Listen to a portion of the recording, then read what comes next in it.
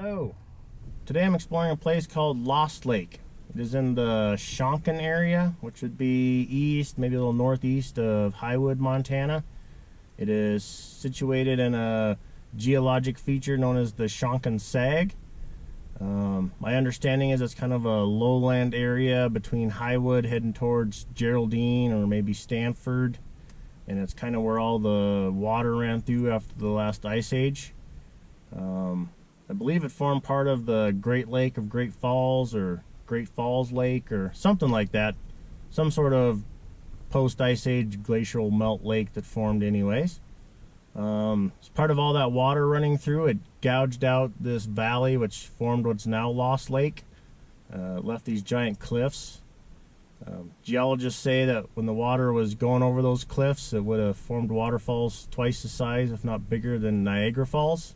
So I think that would have been pretty impressive to see.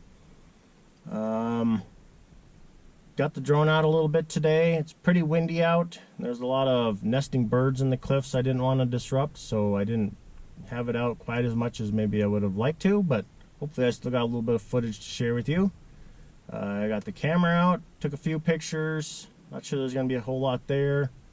Kind of tough conditions today. There's a lot of smoke in the air from wildfires up in Alberta, Canada. I got here a little late because I missed my turn and kind of got turned around for a little bit. So sun was not great when I got here a little late in the day, but still had a great time. I will certainly be back.